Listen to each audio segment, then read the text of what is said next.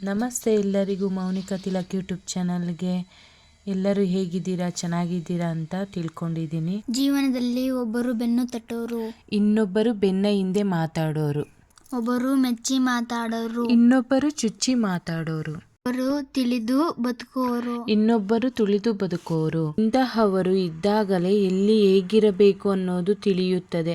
ಅದಕ್ಕೆ ಹೇಳೋದು, ಪುಸ್ತಕದ ಪಾಠಕ್ಕಿಂತ ಜೀವನದಲ್ಲಿ ಕಲಿಸುವವರ ಪಾಠ ದೊಡ್ಡದು ಅಂತ.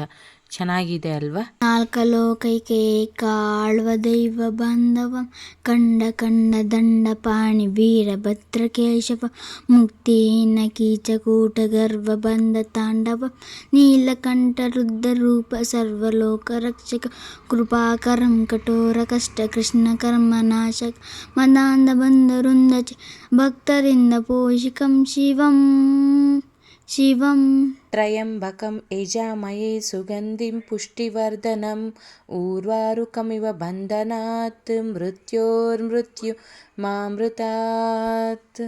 ಓಂ ನಮಃ ಶಿವಾಯ. ನೀರಿನಲ್ಲಿ ಶಿವಂದು ಚಿತ್ರ ಬಿಡಿಸಿದ್ದೀನಿ, ಹೇಗಿದೆ ಅಂತ ನೀವು ಹೇಳಬೇಕು. ಆಮೇಲೆ ಏನಾದರೂ ತಪ್ಪಿದರೆ ಕ್ಷಮೆ ಇರಲಿ. ನಾನು ಹೊಸ ಪ್ರಯತ್ನ ಪಟ್ಟಿದ್ದೀನಿ, ಅದಕ್ಕಾಗಿ ನಿಮ್ಮೆಲ್ಲರ ಸಹಕಾರ ನನಗೆ ಬೇಕು. ಮನುಷ್ಯ ಇನ್ನೊಬ್ರು ಹಂಗಿದ್ದಾರೆ ಹಿಂಗಿದ್ದಾರೆ ನಾವು ಹಿಂಗೆ ಇದ್ದೀವಿ ಅನ್ನೋದಕ್ಕಿಂತ ದೇವರು ನಮ್ಮನ್ನು ಹೆಂಗಿಕ್ಕಿದಾರೋ ಹಂಗೆ ಬದುಕೋಣ ಅನ್ನೋದೇ ಕರೆಕ್ಟು. ಅದಕ್ಕಾಗಿ ನಾವು ಇನ್ನೊಬ್ಬರನ್ನ ನೋಡಿ ಹುರ್ಕೊಂಡು ಸಾಯೋದಕ್ಕಿಂತ ಅವ್ರು ಚೆನ್ನಾಗಿದ್ದಾರಾ, ದೇವ್ರು ನಮ್ಮನ್ನು ಒಂದಿನ ಚೆನ್ನಾಗಿರ್ತಾನೆ ಅಂತ ತಿಳ್ಕೊಬೇಕು.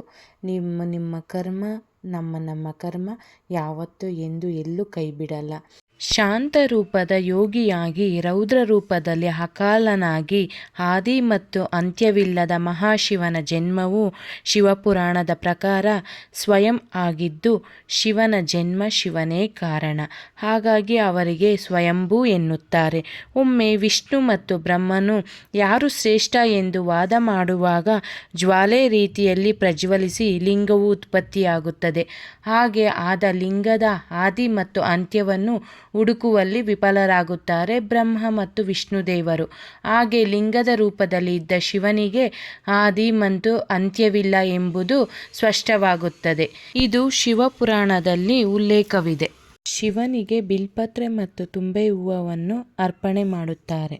ಅಂದಾವರೆ ಮುಂದಾವರೆ ಮತ್ತೆ ತಾವರೆ ಪುಷ್ಪ ಚೆಂದಕ್ಕಿ ಮಾಲೆ ಬಿಲ್ಪತ್ರೆ ಮಾದೇವ ನಿನ್ಗೆ ಚೆಂದಕ್ಕಿ ಮಾಲೆ ಬಿಲ್ಪತ್ರೆ ತುಳಸಿ ದಳವ ಮಾದಪ್ಪನ ಪೂಜೆಗೆ ಬಂದು ಮಾದೇವ ನಿನ್ಗೆ ಸೂಜುಗಾದ ಸೂಜು ಮಲ್ಲಿಗೆ ಮಾದೇವ ನಿನ್ಗೆ ಮಂಡೆ ಮ್ಯಾಲೆ ದುಂಡು ಮಲ್ಲಿಗೆ ತಪ್ಪಾಳೆ ಬೆಳಗಿವ್ನಿ ತುಪ್ಪವ ಕಾಯಿಸಿವ್ನಿ ಕಿತ್ತಾಳೆ ಹಣ್ಣ ತಂದಿವ್ನಿ ಮಾದೇವ ನಿನ್ಗೆ ಕಿತ್ತಾಡಿ ಬರುವ ಪರಸೆಗೆ ಮಾದೇವ ನಿನ್ಗೆ